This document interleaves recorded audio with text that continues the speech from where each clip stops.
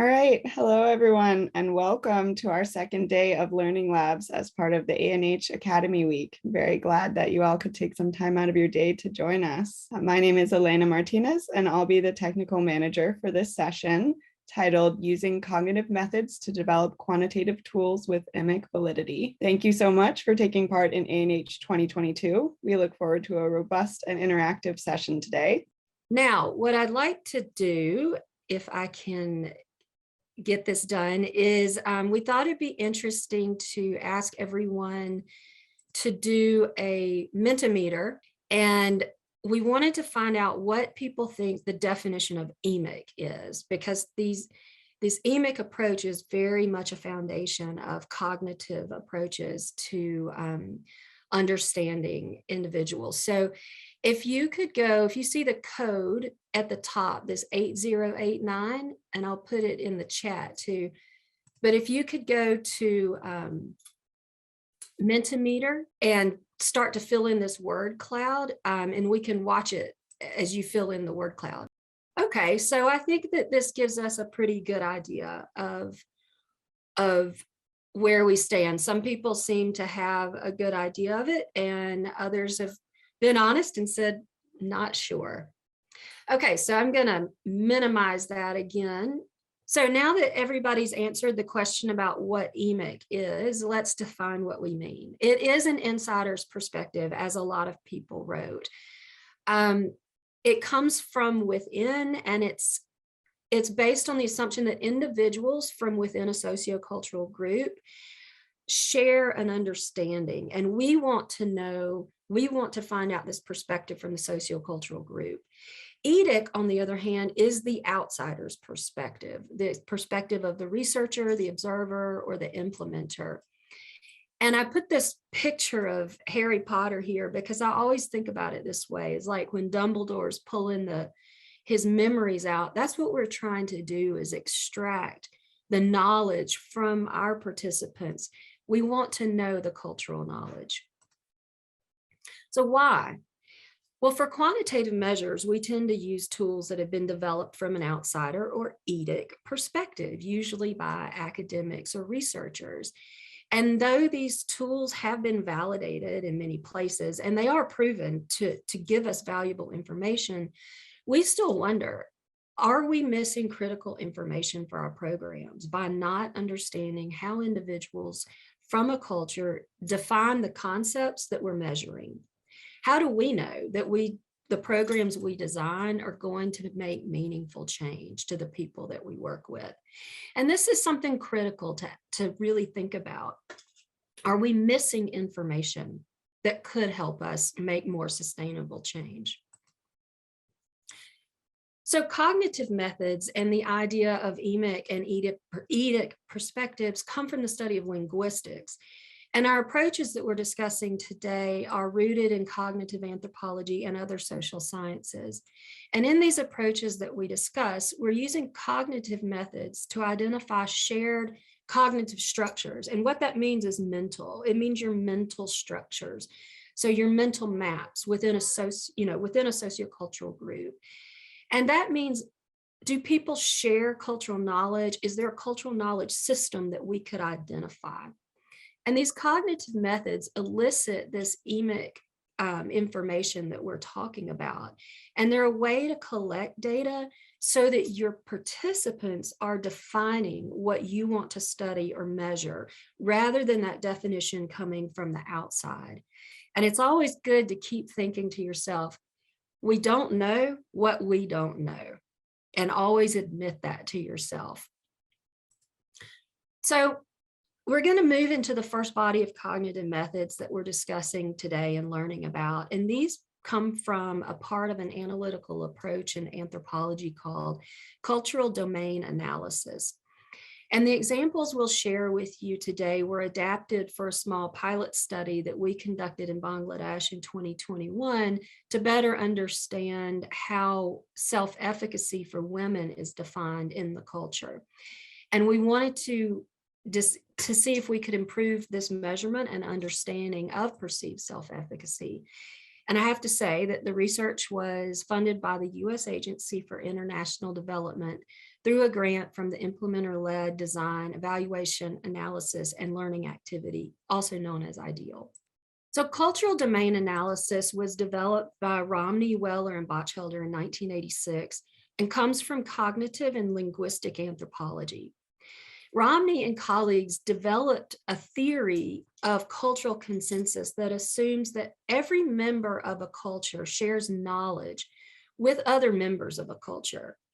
And when we talk about knowledge, we don't mean like book learning or academic knowledge. We want to know what people know. What do they think? It's their perceptions and opinions. And in cultural domain analysis, we go through a series of iterative data collection steps that build on each other that help us identify the map or the content and structure of a domain. And what's a domain? It's anything you want to study. So for this study, our domain was women's self-efficacy, but it could be anything. We've used this to study food, consumer perceptions, and practices and context. It's been used for many domains across the globe. And then one step in cultural domain analysis is to identify a shared cultural model. That's kind of the final step, is to statistically identify if your participants share cultural knowledge. And so one of the most important things I think that cultural domain analysis and other cognitive approaches can give to development is that they can give us tools to operationalize culture as an indicator. It gives us a way to measure sociocultural norms. And it's a process, cultural domain analysis is a process that can create a quantitative measure. So can, for example, the Vignette process that Steve and Greg are going to, and Davis are going to discuss later on. And these types of cognitive methods can help us bridge this gap between knowledge to practice in social behavior change, which has been perplexing us for quite a while. So within the cultural domain analysis, we can produce two types of quantitative tools at the end. One is a cultural consensus survey module, which is essentially measuring the sociocultural norms. And the other one is what we call consonants, which is measuring practices. And so this is what we did with perceived self-efficacy. We measured the cultural model or the sociocultural norms, and then we created a measure of perceived self-efficacy, which was a self-rated perception of practices. And there's multiple steps that we wanted to discuss in the cultural domain analysis. What we did in our study, there are multiple methods that can be used, but the ones we used were key informant interviews, free list interviews, group discussions, and then surveys. And so I don't think Colum is here, unfortunately. Colum, if you've joined, hop in. He was gonna take over from here and start explaining, but Colum's my colleague from Bangladesh who led this research in Bangladesh. And unfortunately, I think the rains and the floods have prevented him from joining today.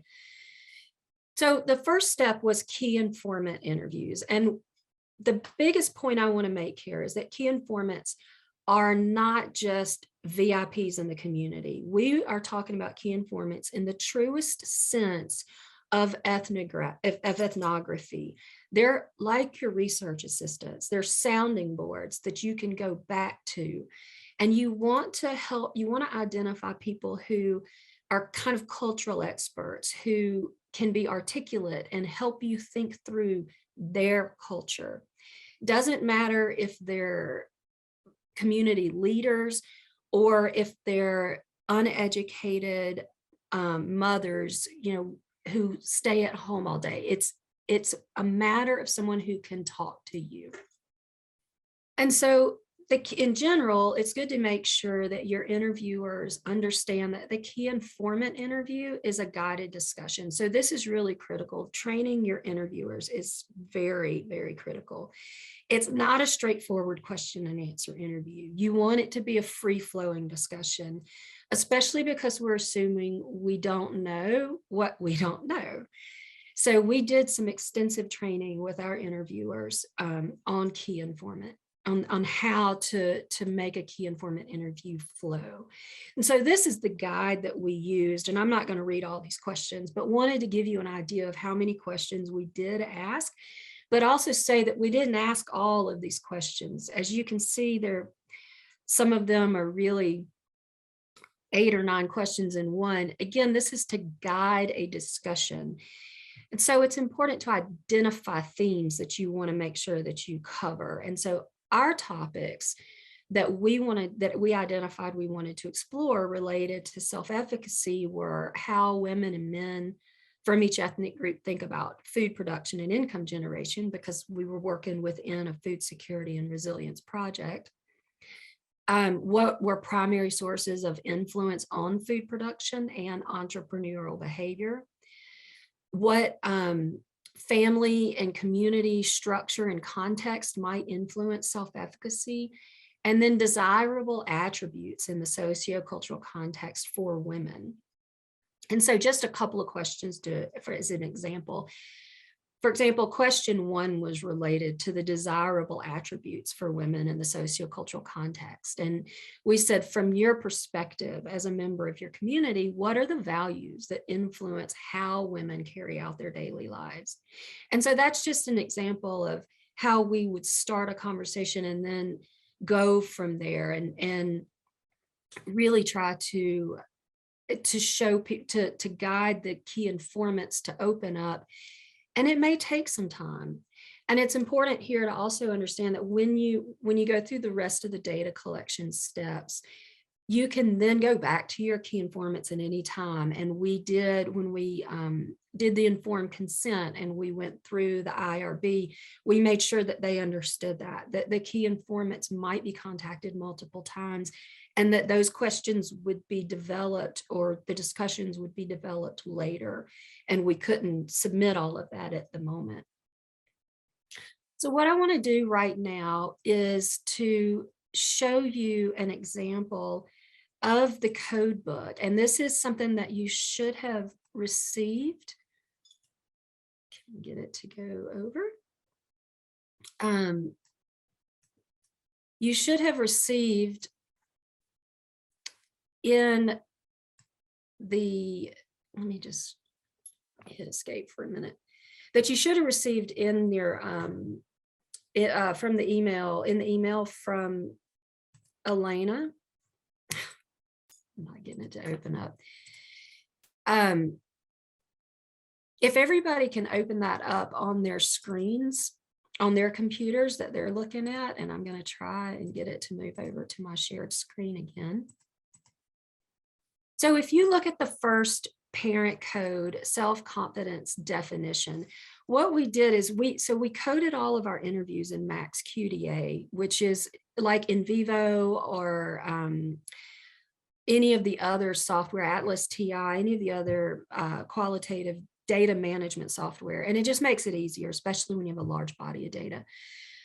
But we started as a group, and what I want to explain is the process that we used, because we had multiple coders. So we started as a group and we coded several together, and then we agreed on the codes that we wanted to use.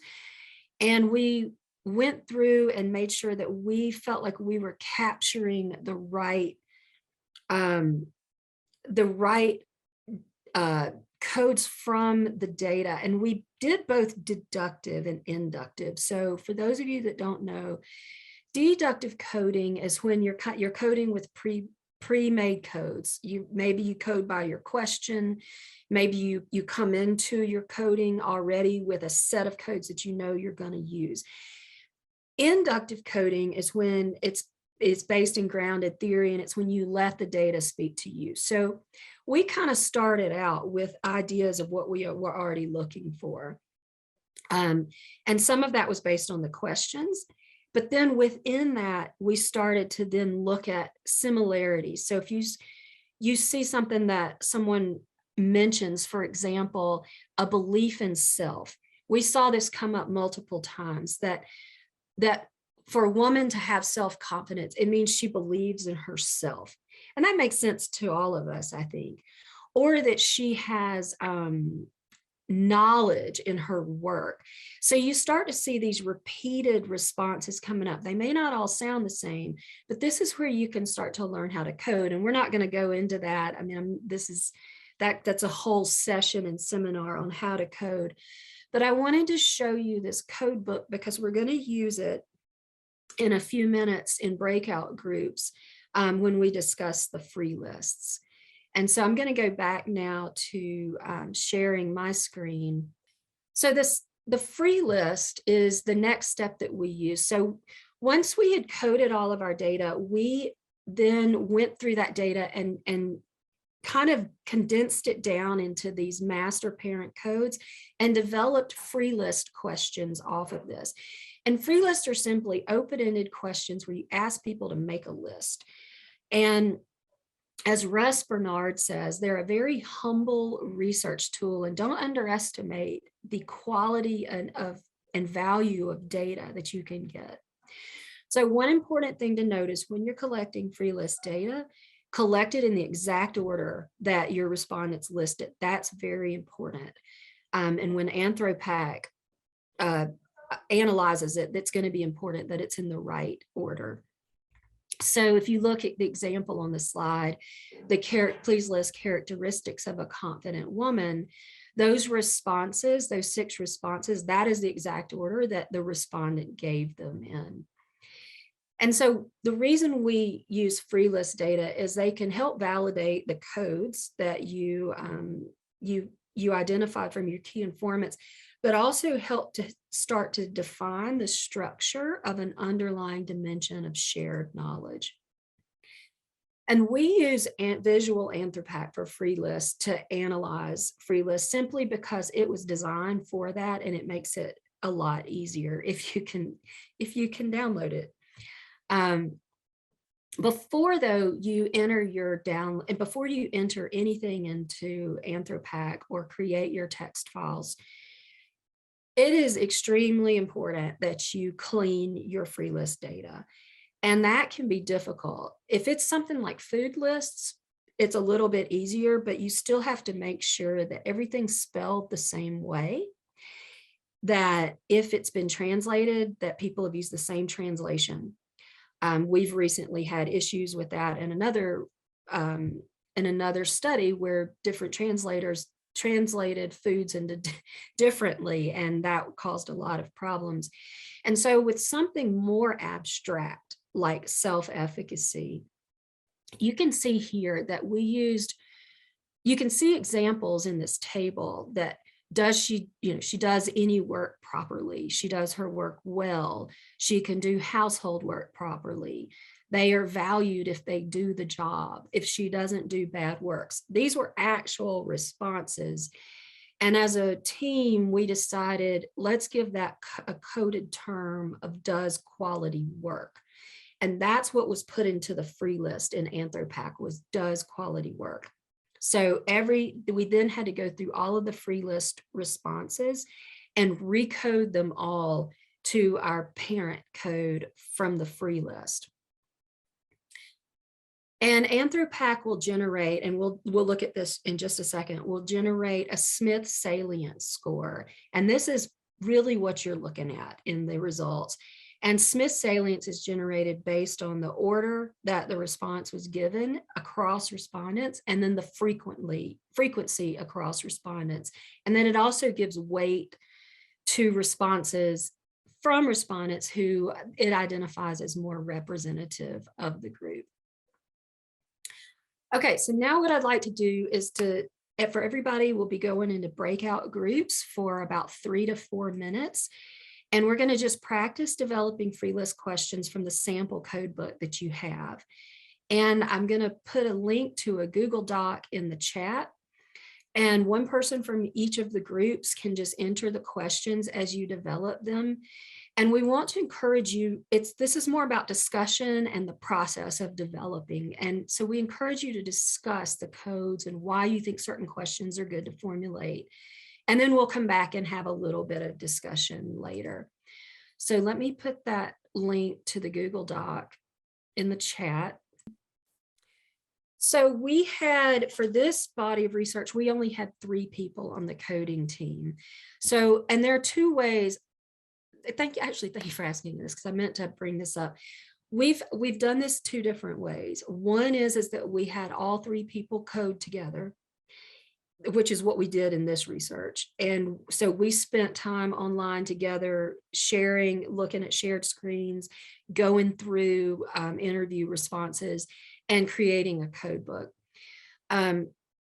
We've done it in another body of research where we had 1 person, we had 6 people coding. So 1 person spent several days and went through 3 interviews and created a draft code book. And then we discussed the codes and worked on them as a group. And I think that might even be a little more efficient, I think, to be honest, but it just depends as well on your team. So this is what Anthropack, Visual Anthropack free lists looks like when you open it. When you click on it, if you go into Analytic Technologies and you click on Visual Anthropack free list, this is what opens up. And so the text document which is, I think you should be seeing on my screen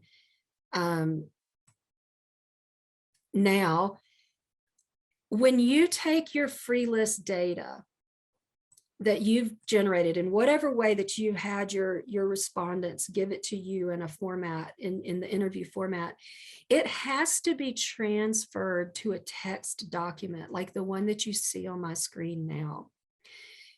And this example text file shows you have to put in the # and then whatever descriptive you're using for each respondent.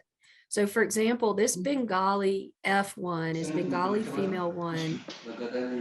And this list is the list that this 1 respondent gave in the question, in response to the question, what women want or have to increase confidence. So we asked, what do women want or what do they have that increases their confidence? That was the question we asked in the free list. And so you can see each respondent's lists are in this text file. And this is just from just from 30 respondents. So that's what the text file looks like. And it's important that you save it as a TXT file, not a Word. You can create it in Word, but it has to be saved in text. So when you go into Anthropack, you click on File, you click on Import. So you click on Import and you click on the file that you need to, the one that you want to import, which is going to be your text file. And your text file is well, I'll have to show you in a minute. Your text file, it's important that you change it to text file when you're opening the file in Anthropack.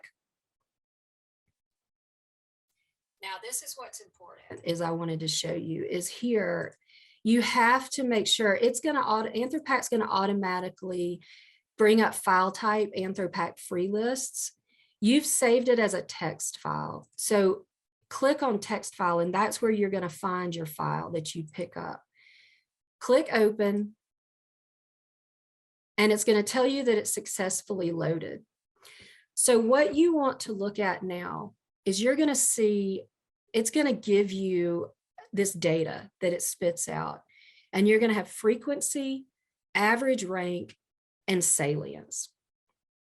Salience is that score I was talking to you about. That is it's where Anthropack generates a score based on how often a term was listed. So for example, the word support, how many times that was listed across your respondents, as well as the order in their lists. And that's where that becomes important.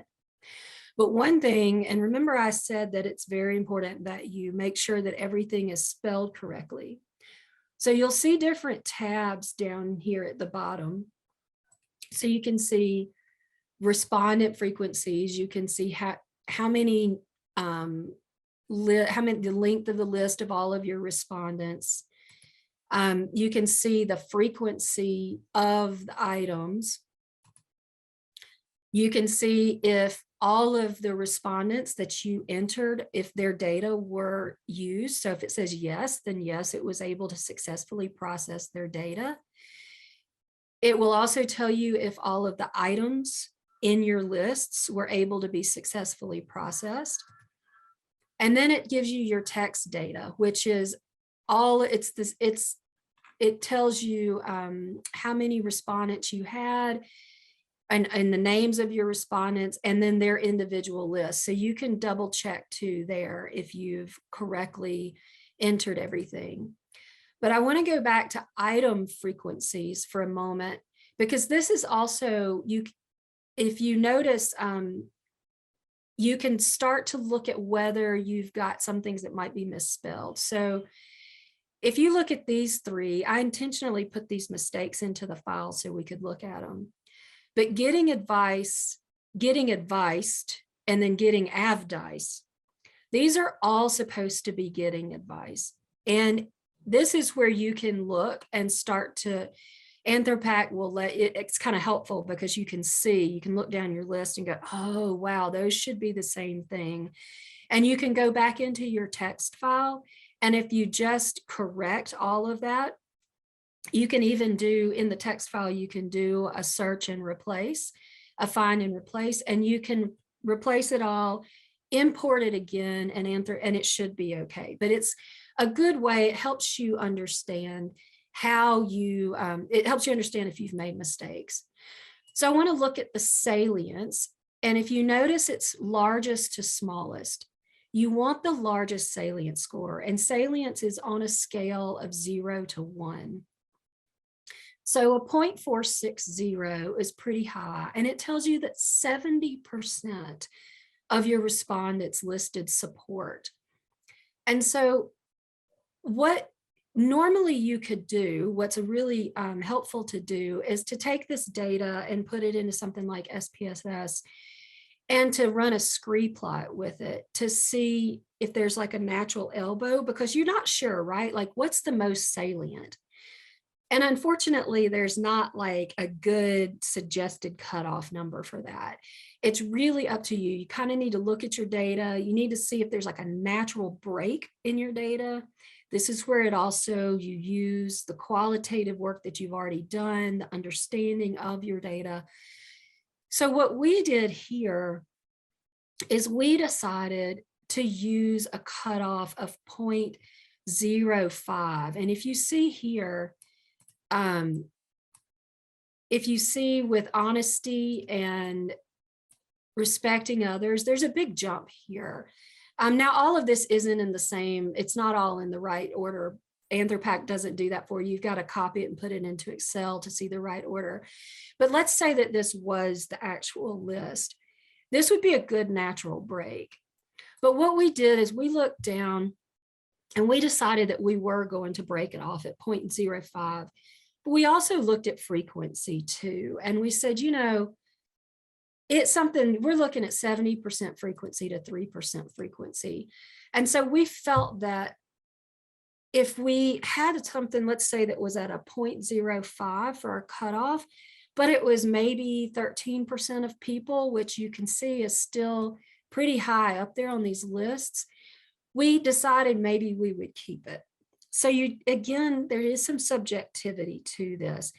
And the reason that what you're gonna do with these free list questions is you're gonna take them and you're then going to develop your agree, disagree survey questions. And your agree, disagree survey questions, statements are what you're going to use for cultural consensus analysis. And I'm just going to show you very quickly what I mean, because I am out. I think I've hit my time and I don't want to delve into Steve and Greg's presentation. Meredith, we just have one question in the chat asking, are the free list interviews with individuals or groups? They're with individuals. And that's a great question. Your key informant interviews are with individuals. Your free lists are with individuals, and it's very important that they are individuals because you're trying to understand how individuals share knowledge. So if you think about it as like a map of people all around, you want to know, how does this person list compared to this person compared to this person? So, to make it a little bit easier to understand, if we were to ask everybody to name all the fish that they knew, you want to know what each individual, what fish they know, so that when you take that, when you put it into Anthropac or you analyze those free lists, then you can see how many people shared that. That's what free list tells you. That's when you're analyzing it, you can see how many people shared it. So that Salience score tells you how culturally salient or culturally meaningful, that one term was across your population of respondents.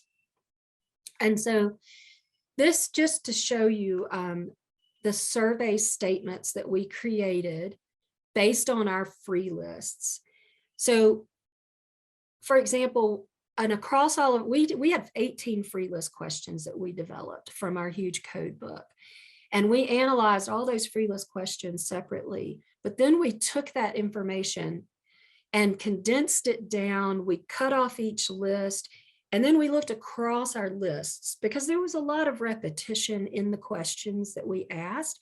And that was partly to get more out of people. But we condensed it down and created 20 statements for the third piece of data collection that we did.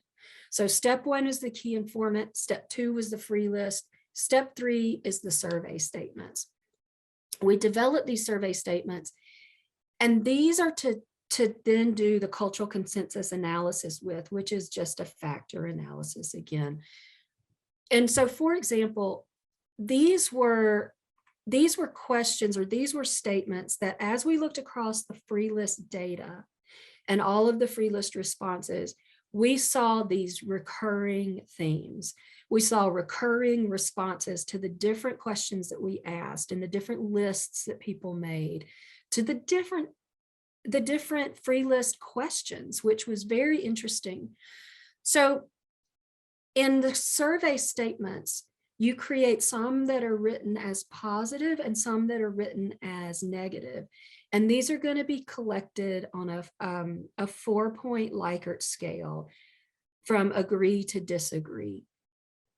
And so, and I know this is really glossing over these methods, and the purpose of this is to really just give you an overview. But so, for example, we got husband support was very important. So we're going to ask women now, or men and women, a husband support is necessary for a wife to believe in her own abilities. So these 20 statements were then put into a survey, and we took into an agree disagree survey, which is a quantitative survey, and then they were analyzed with a factor analysis to tell us whether or not we had a statistical model of shared agreement among our participants. And that factor analysis, the general rule of thumb is an eigenvalue ratio of 3:1, second factor loading to first factor. So we did discover that we had a shared cultural model. And so what we took, we took the 20 statements and we turned them into a perceived self-efficacy module that we then have put into our monitoring system. And this is how we arrived at our quantitative measure, our 2 quantitative measures, the cultural consensus, which is beliefs, which is the sociocultural norms, and then the perceived self-efficacy module. So when we said husband support, what we found from the consensus results was that support in general was good, not just husband, but family.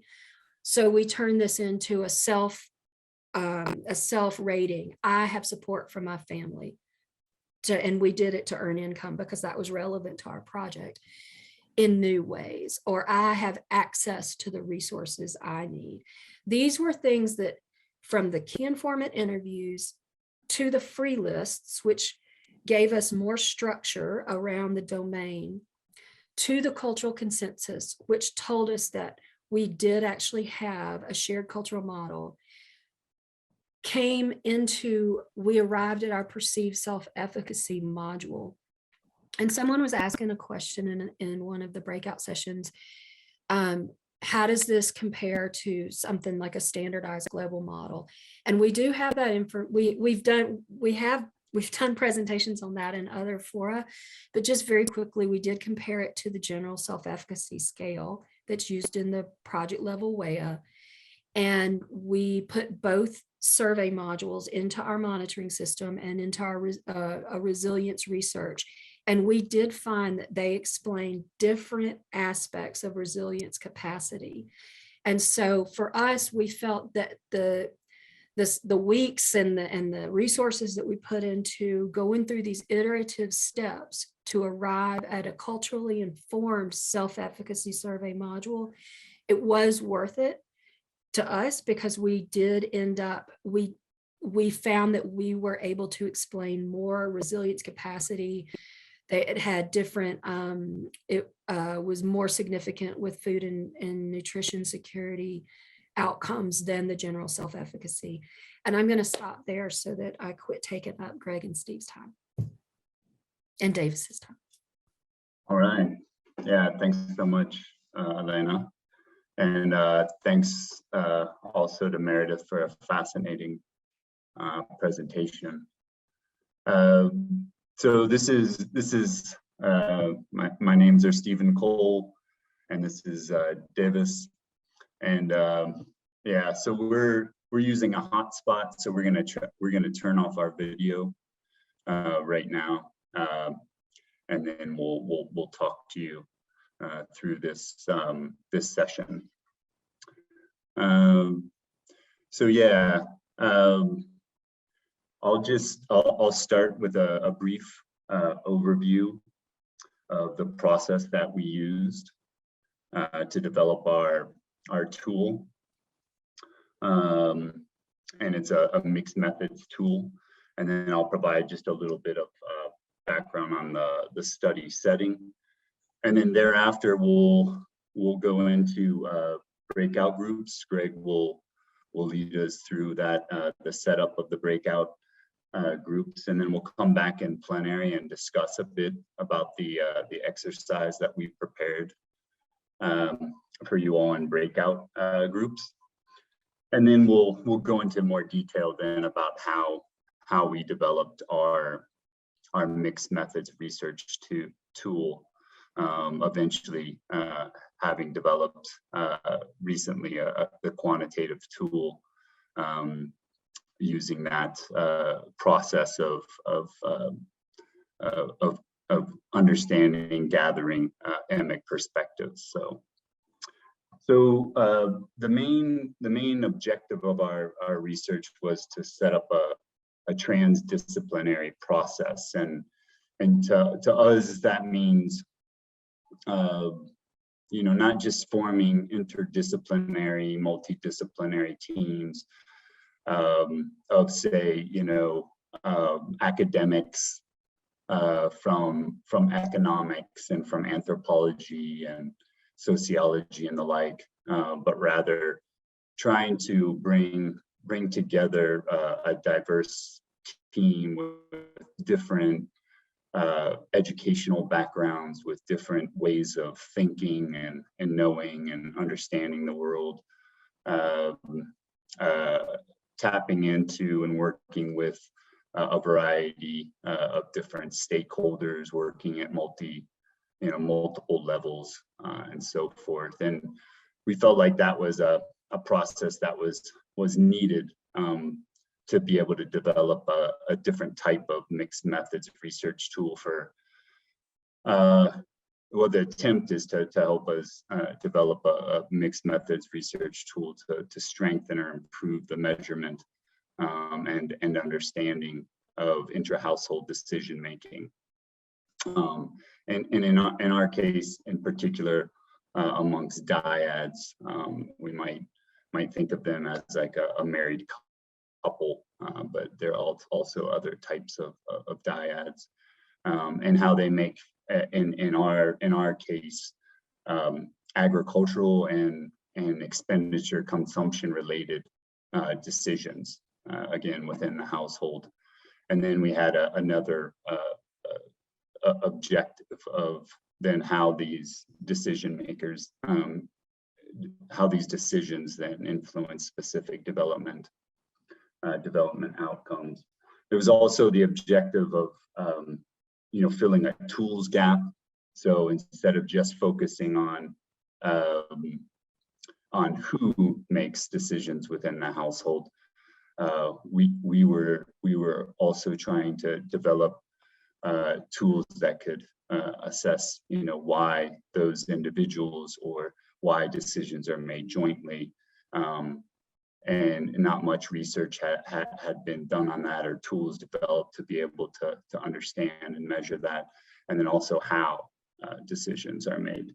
So the what we set out to do then in this research was to develop a qualitative interview guide and carry out that study on who makes different intra-household decisions, and how and why they get made jointly or alone, and then using the data from the study to develop vignettes or short stories that are modeled on these scenarios described by dyads during the qualitative interviews.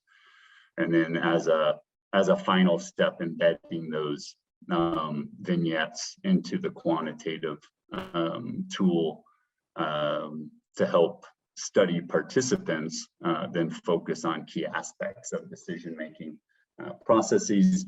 And then the idea is to then, or the argument is to then more accurately respond to the different types of survey questions. And then we'll get into more details on this, but the study setting is Tanzania, and then focused on the cassava value chain. So I'll pause there and turn it over to Greg, who will take us through the breakout session, and then you'll head into breakout groups and participate in an exercise. Thanks. Thanks, Steve. Hello, everybody. Again, I'm Greg Seymour. I'm a research fellow at IFPRI, and have had the good fortune to work on this project with Steve and Davis and the rest of our team. So we thought a fun, hopefully interesting way to go about the lab would be to kind of start with the breakout group. So as Steve has said, kind of our priority here, and what we're, our goal, our objective is, to figure out a better way to measure, to understand household decision making. And as Steve said, we'll get into more. We'll go through kind of all the steps that and the process that we followed. But we thought it would be interesting to get to hear from you, to see kind of how you what kind of approach would you think about using it in this, given the our problem, the objective. So what we kind of envision in the breakout groups is there's a so I just shared there's a link in the chat to a Google Doc that has that gives you a specific decision to think about. So it's either going to be either about the acquisition of inputs for use on a farm, such as seed, fertilizer, pesticide, or a decision about the acquisition of food required for a healthy diet. And what we're kind of the task that we've given you is to discuss as a group, to think about how you would go about Think about, what the decision-making process behind these decisions might look like. What are the different steps that households and individuals have to go through to make them? So, we can think about, is there how much, there's for something like for either decision, there is some planning that goes into it. When are we going to, what kind of meals do we want to prepare? What are we growing? When do we need things by? Things like that. And so there's, some planning, identifying like what are the options to meet this, to acquire, what inputs are out there. What, do we have to make a decision about where to buy them, how much to buy from, as well as how to use them. And so, other things, to what extent is someone making a decision by themselves? Are they consulting, others in their household, others outside the household? So all leading up to kind of like a decision being made and action taken. So what we'd like, and so these are all things that we've had to think a lot about throughout the course of this work, is to try to understand, we want to go beyond, I'm sure a lot of you who've worked in this area, the way usually in a survey, at best you're getting, a single question about who makes the decision about X, or who makes the final decision, or sometimes how much influence do you have in decisions. So there's a variety of different ways that question is asked in a quantitative survey, but the point, our focus, or the point of kind of what we're doing, is that usually it's only a single question about this entire decision-making process. And in this work, we really want to break that open. So we want to think more about, we want to go beyond thinking about who makes the final decision, but how do individuals in the household participate in different steps of the decision-making process.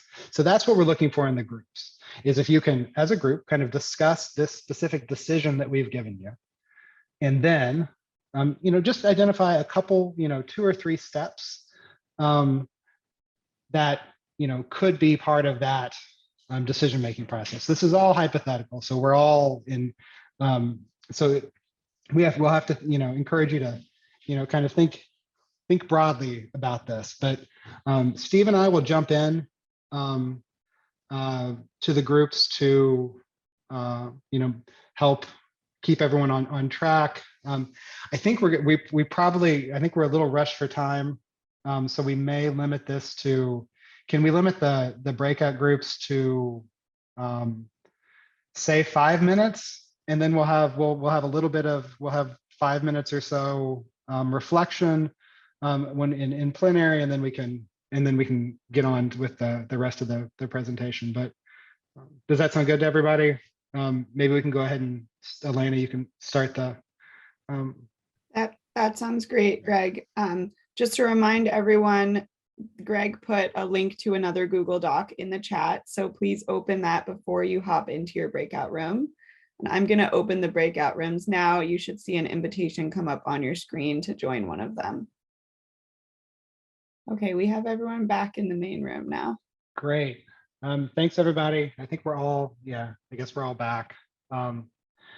So what Steve and I were thinking is maybe we'll take a few minutes, and ideally, if we can have volunteers, hear from someone from each group, just to kind of talk a little bit about what you discussed, just kind of give those 2 to 3 steps if you came up with anything that you thought, the key parts that for kind of the decision-making process and measuring it.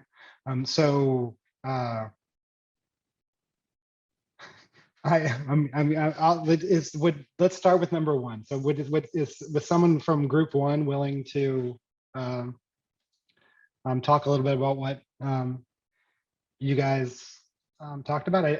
Maybe Elena, I don't know. We may have to give them. Well, you have to give someone, allow them to unmute. I'm not sure how it works.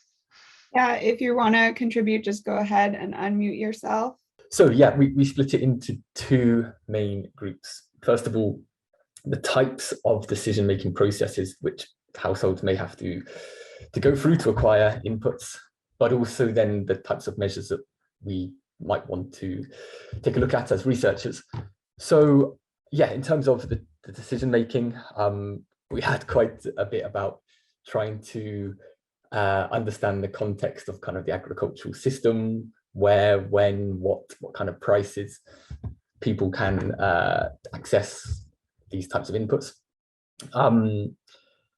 In terms of understanding the decision making at the household level, who has responsibilities, who has the agency to make decisions, also potential trade-offs in terms of if you decide to spend money on fertilizers, what could that mean for the rest of the household in terms of education, healthcare, rent, and so on.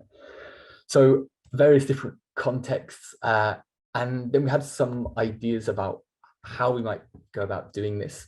Some of it comes from the kind of, I guess, business and value chain analysis, Porter's 5 forces, which I think Claudia spoke about in our group, a SWOT analysis to think about strengths, weaknesses, opportunities of both acquiring inputs, but also the different decision-making processes.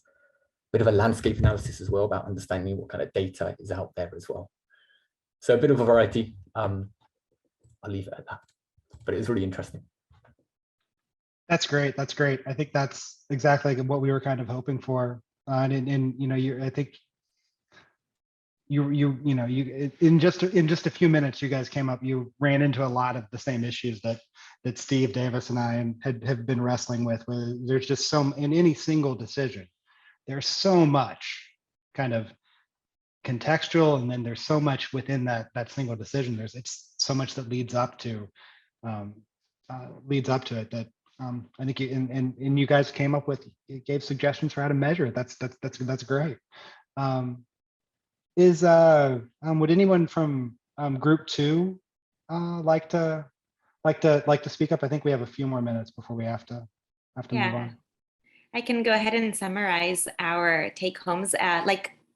Group 3, we had a very similar thinking process, but our prompt was around decisions about the acquisition of food required for a healthy, balanced diet. And our take-home key steps, the first one, a preliminary step, has to do with the food environment, where before we can really go into people's decision-making, we have to see what foods are available in order to have a healthy and balanced diet. And then this implies decisions about where to shop or whether to grow your food or what to grow.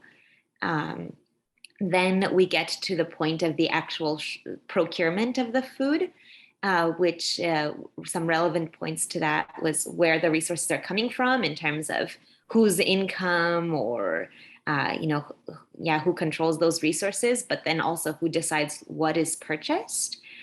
And then we got up to preparation, which involved decisions around who is making the food.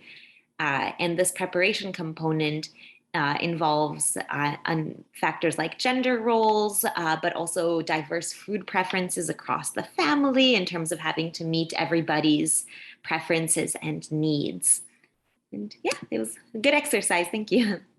That's great. That's great. That's, again, just exactly what we're hoping for. And I think it's interesting, and you'll see this as Steve talks through it, that we do, we came up with a few kind of different models that households, might follow, that in determining that we found they followed, in fact, that in terms of like who is more involved in certain decisions. And some of those have been reflected here, like who contributes the most resources to something, as well as then like who is involved in the labor, and also kind of gender norms. So there's a lot of the undercurrents that were in these discussions, I think are present were present in our findings as well. But maybe I'll hand it back over to Steve and Davis. Thank you everybody. That was for the very rich discussion.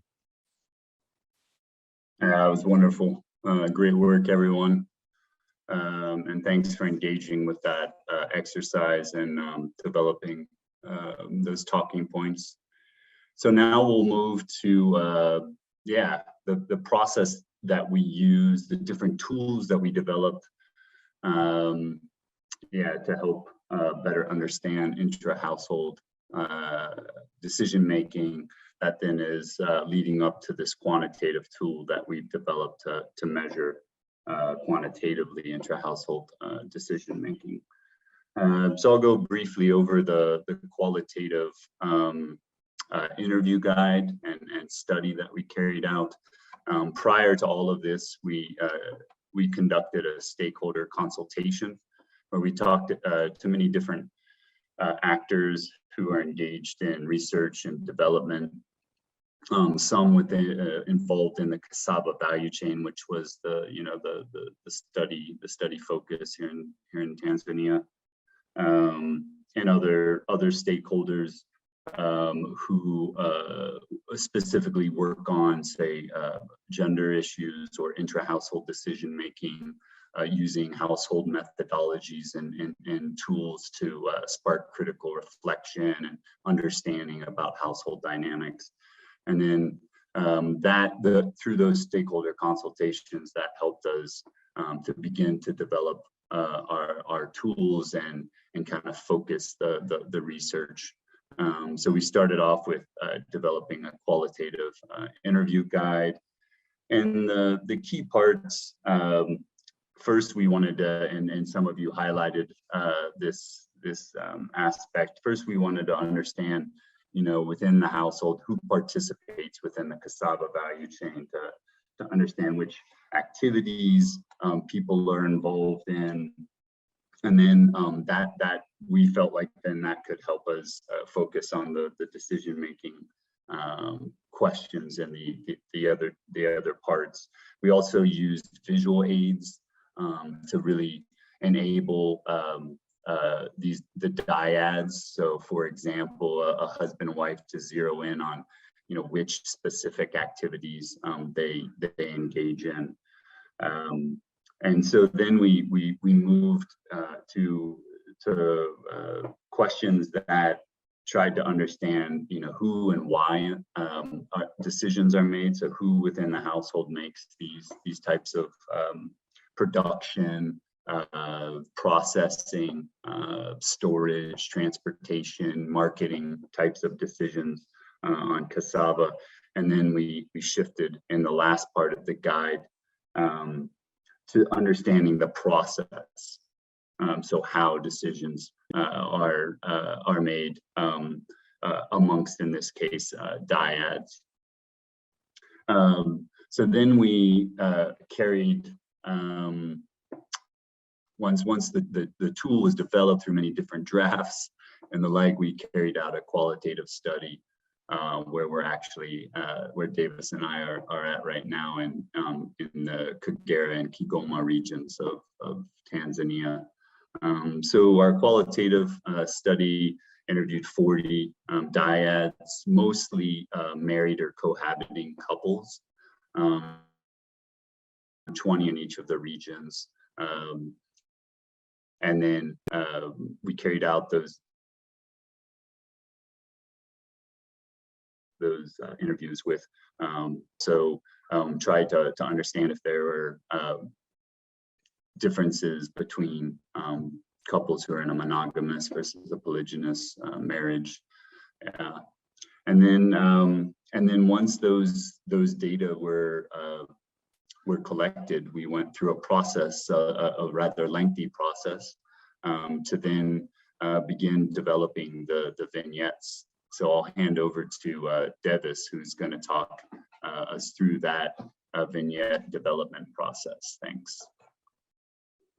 Thank you very much, Dr. Cole, for that background. And I go directly to the process that we went through in the development of the vignettes.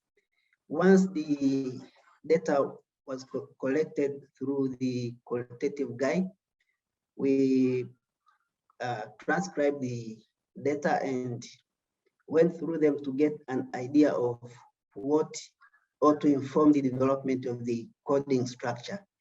As you can see from your screen, we kind of developed this coding structure, which was informed by the ideas we got through reading some of the transcribed interviews. After reading through the transcribed interviews, each of us came up with ideas of what could be the main codes for this particular study, and this coding structure informed the development of codes for all the interviews that we had.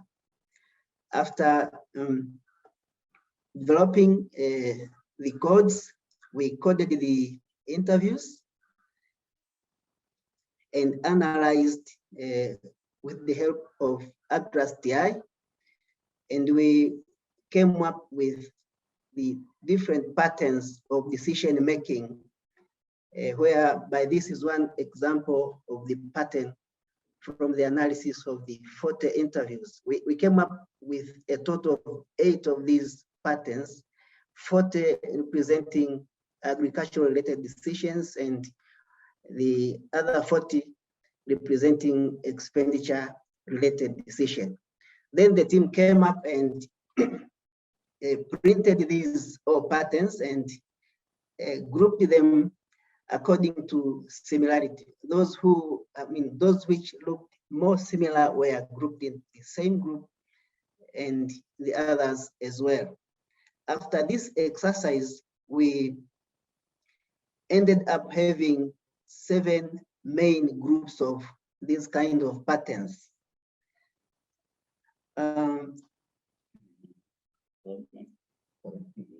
Okay, now after grouping these patterns, we used these to now start developing the vignettes according to these patterns. Yeah, so the 7 groups resulted into 7 different vignettes, whereby we had the first one, these 7 vignettes are grouped into 3, whereby 3 of them are the ones whereby the husband makes the final decision, and 2 is where the wife makes the final decision, and the remaining 2 are the vignettes where they make joint decision. Then after developing these vignettes, we wanted to validate them, and that's when we now use the vignettes to develop drama skits, which are stories regarding each of the vignettes, and identify the drama group in the study area, send the drama skits they practiced, and then they acted each of the vignettes in the form of drama skit before the focus group discussions. And we had 3 types of focus groups, one consisting of women only, another one men only, and the third group consisting of both women and men. Our validation exercise indicated that all the 7 patterns of decision making existed in the study group, study area, with varying, whereby in some places, one or the other pattern appeared to be more common, while the other were common in other places. So I will end up then asking Dr. Kotu, which I might skip. Thank you. All right, excellent. Thanks, Davis. And yeah, we'll hand it over now to Greg.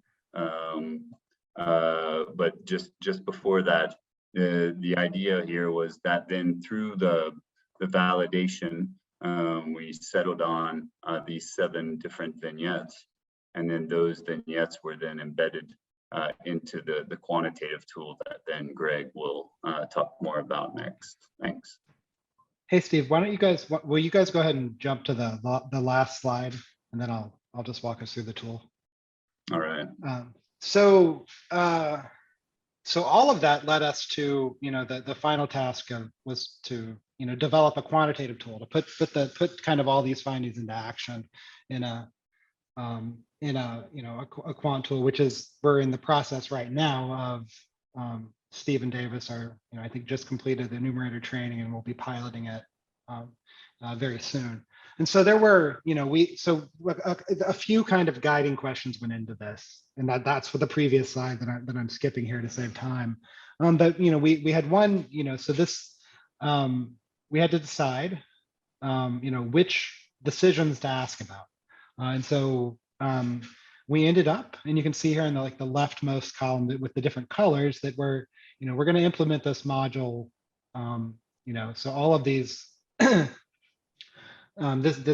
For kind of three specific production decisions, just a question about processing cassava, and then a couple of questions about marketing, where to sell and how much to sell, and then also we wanted to balance this with some all of these ag-related decisions with some expenditure related decisions, so building and refurbishing a home, as well as paying school fees. And all of these decisions were based on things that emerged from the qual as perceived as important. And so because I think that matters too, is we want to, we want the measurement to focus on kind of these decisions that are important, that have meaning to individuals. And so the process is we start with a general, a typical kind of who in the household makes the final decision. And then we move to the vignettes. So, the vignettes would be read depending on this response. If someone says that they make a decision by themselves, then we read a couple of the vignettes where that makes sense in terms of who the final decision maker is. If someone says they make the decision about which cassava variety to use jointly with their spouse, then we read two vignettes where the husband and wife, the vignettes where a joint decision is made. We did that to kind of reduce the we're running out of time, but to reduce the kind of the length of the module. We moved to, we want to understand which, how similar are you to the couples in the vignettes, and that helps us. And then an important question that we wanted to get at is kind of not just who, but why does this individual, or why do you as a couple make these decisions? And so we have in questions 4 and 5 here, there's several different kind of potential decision-making models, kind of that one, based on, who contributes the most resources, a norms-based model, who's the head of the household, who introduced the idea, kind of a separate spheres model where, I make decisions about something else, my spouse makes decisions about others. We have our, separate spheres. And then, and then another kind of based on who's the most knowledgeable. Likewise, we have some decisions that some models that that talk about sharing, making decisions together, both contributing resources, and these are all again all things that kind of came out of people's reflections on how they make decisions themselves, like specifically themselves. So it's questions 1 through 5 here, the ones that are really kind of focused on the decisions. We included, it's also important to keep in mind that this is a module that's embedded in a larger survey. So there was a lot of thought that went into kind of other questions that would get at this kind of at the contextual things that were mentioned earlier in the groups about understanding, what environment are people making decisions in. And so there's different modules on, they get in more into the actual, yes, wrap up. They get into kind of the details of the farm's production, as well as a set of questions, sets of questions that will help us kind of better kind of validate our findings. That's So it's a robust kind of survey that this sits in, and we're hoping then to, in the analysis we'll be able to understand, specifically kind of like what do we learn, what do we learn, what's the difference if we just ask a single question, like question 1 here, versus, what does that tell us about how decisions are made in this household, versus, okay, let's delve more, let's look at all of the information we collected. So let's look at questions 1 through 5 and see what does that add to our understanding. Are there situations where, just asking, where does just asking this question about who makes the final decision, who makes the decision, fall short? And so hopefully, this will, our expectation is that, there's a lot of that understanding the process will lead to a richer understanding of the decision making in the household. But thank you. I know apologies for going a few minutes over. Thank you so much, Greg. And I just want to say thank you to our facilitators, Greg, Steve, Devis, Meredith, and I'm sure others on your team that contributed a lot to this work, for taking us through this very interesting research process. And as you all are exiting, I just want to remind you, you can go to the ANH Academy website. The program is at anhacademy.org/ANH2022 to see the upcoming learning labs and a lot of research presentations, keynote speeches, panels that will be happening next week during the research conference. So thanks so much. Enjoy the rest of your day.